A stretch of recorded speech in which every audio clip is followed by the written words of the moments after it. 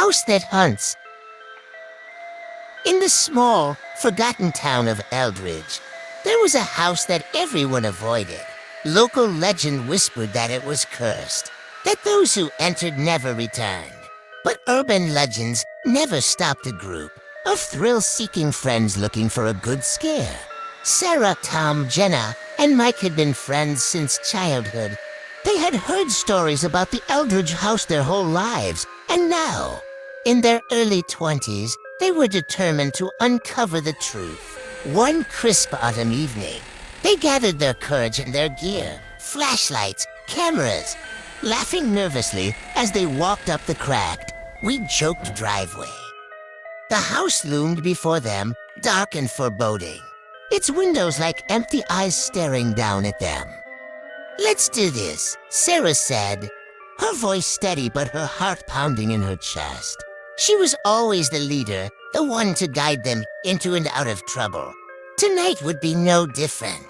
The front door creaked loudly as they pushed it open, stepping into the darkness. Flashlights flickered to life, casting eerie shadows on the peeling wallpaper. The air was colder inside, and the smell of mold and rot was overpowering. Almost immediately, strange occurrences began. Doors closed on their own, but it wasn't just a gentle swing. Each door slammed shut with a force that reverberated through the entire house. Mike, ever the jokester, tried to laugh it off. "Must be the wind," he said, though his voice lacked its usual confidence. Whispering voices echoed through the halls, soft and indistinct, like someone just out of earshot.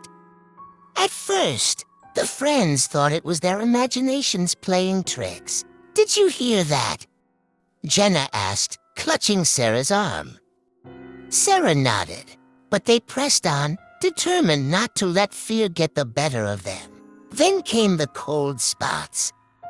As they moved from room to room, they would suddenly feel a chilling breeze, so cold it made their breath visible. The cold seemed to seep into their bones, making them shiver uncontrollably. "This place is seriously giving me the creeps," Jenna whispered. In one room, they found an old, tattered chair facing a broken window. As Sarah approached, the temperature dropped sharply, and she saw her breath misting in front of her. The chair creaked as if someone had just stood up, and she heard a faint, disembodied sound. She quickly backed away, her heart pounding. Upstairs, Sarah and Tom explored a series of bedrooms. In one room, a mirror hung on the wall, its surface covered in grime. As Tom wiped it clean, he froze. "Sarah, look at this," he said, his voice barely above a whisper. Reflected in the mirror was not just their own images, but shadowy figures standing behind them. When they turned around, the figures were gone. Meanwhile, Jenna and Mike ventured into the kitchen. The old appliances were rusted and covered in dust, but the fridge door was slightly ajar. Jenna hesitated before pulling it open. Inside was a rotting, unidentifiable mass that sent a wave of nausea over her. "Let's get out of here," she said, but as they turned to leave, the kitchen door slammed shut with a deafening bang. "Guys, we need to stick together," Sarah called out, her voice echoing down the long hallway. The house seemed to amplify their fear, each strange occurrence more unsettling than the last. As they regrouped in the main hall, the house seemed to close in around them. The walls felt like they were inching closer, the ceiling lowering.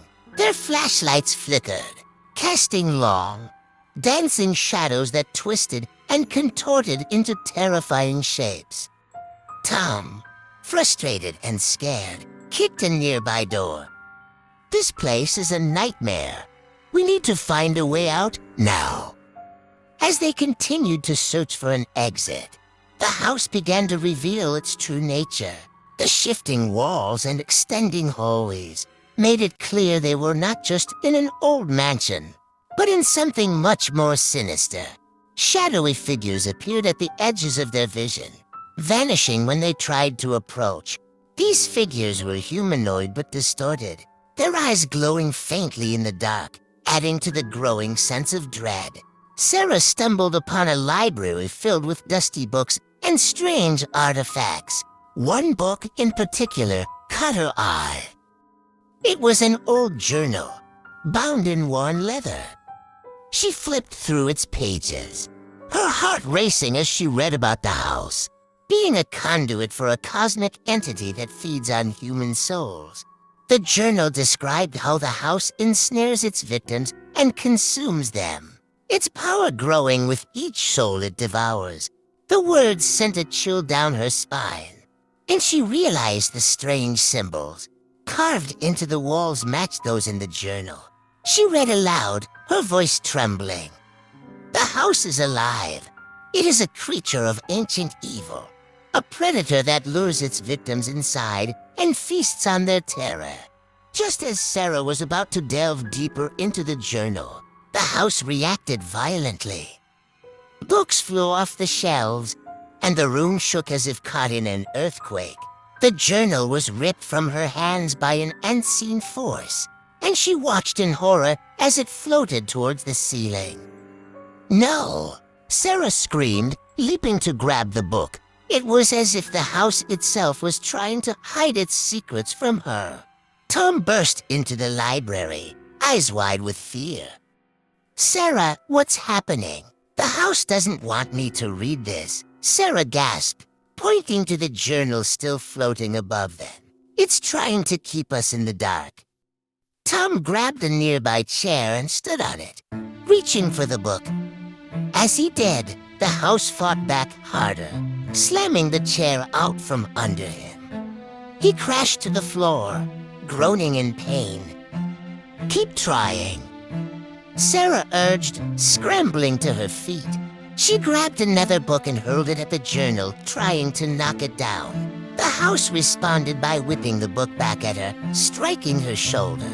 Tom, determined, crawled to the base of the bookshelf. "I'm not giving up," he grunted, using the shelves to pull himself up. With a final, desperate leap, he managed to grab the journal and yank it down. As soon as Tom's fingers closed around the leather cover, the house went still, as if stunned by his defiance. He handed the book to Sarah, who quickly scanned the pages, her heart pounding. "The symbols," she muttered, tracing them with her finger. "They match the ones we've seen around the house. This journal, it explains everything. The house is a gateway, a bridge to another realm where a cosmic entity resides. It traps and consumes its victims, feeding on their fear." Tom nodded, his face pale. "So how do we stop it?" Sarah flipped to the final entries, her eyes widening. The journal mentions a hidden door in the basement that leads outside. "It's our only hope." With renewed determination, Sarah and Tom made their way to the basement, the house fighting back every step of the way. The walls seemed to pulse and breathe, and the floor shifted beneath their feet. Shadowy figures appeared, trying to block their path, but Tom fought them off, using a broken chair leg as a weapon. Jenna and Mike joined them at the basement stairs, their faces etched with terror. "What's the plan?" Mike asked, gripping Jenna's hand. "We need to find the hidden door," Sarah explained, holding up the journal. "It's our only way out." The basement was a labyrinth of twisting corridors and dead ends. The walls seemed to close in, and the air grew thick with a foul stench. Shadows danced around them, and they heard the sound of something slithering just out of sight. Finally, they found the hidden door, but it was locked. Sarah, remembering a passage from the journal, began tracing the symbols she had seen earlier. As she did, the door slowly creaked open. The house shook violently, as if in rage, as Sarah and the others ran through the shifting hallways. The house tried to trap them in a final, desperate attempt. As they neared the exit, a heavy bookshelf tipped over, pinning Mike underneath. He cried out in pain, but there was no time to lift it off him. "Go," Mike shouted, wincing in pain. "Get out of here. I'll hold them off." "No, we can't leave you," Jenna screamed, tears streaming down her face. "You have to," Mike insisted, pushing Jenna toward the door. "It's our only chance. I'll keep the house busy." With a heavy heart, Jenna nodded and helped Sarah and Tom as they made their way to the exit. Mike fought off the shadowy figures with all his strength, buying them precious seconds to escape. Tom stumbled and twisted his ankle as they neared the exit, and Sarah realized they wouldn't make it with him injured. Without hesitation, Tom handed Sarah the journal. "Take this. You need to tell the world what we found. I'll hold them off." "No, Tom. You can't," Sarah began, but Tom cut her off. "I have to. It's the only way you'll get out alive." Tom pushed her forward and turned to face the encroaching darkness. With tears streaming down her face, Sarah gripped the journal and ran. Jenna stayed by Tom's side for a moment longer, giving him a tearful kiss before she too ran for the door. Tom's final screams echoed through the house as he fought off the darkness. Sarah and Jenna burst through the hidden door, stumbling into the daylight. Behind them, the house shuddered and groaned, but they had made it out. They ran until they reached the edge of town, collapsing in a sobbing heap on the pavement. The house loomed behind them, silent and still once more. In the aftermath, Sarah and Jenna tried to tell their story, but few believed them. The house was abandoned, but its evil lingered in the air. Sarah kept the journal close, a grim reminder of the horror they had survived. The legends of the Eldridge house grew, fueled by the few who managed to escape and the many who never returned. The house continued to lure the curious and the brave, each soul adding to its power, each victim a testament to its insatiable hunger. And so the house stood, silent and waiting, a cosmic predator in the guise of an abandoned mansion, its legacy of terror stretching into eternity.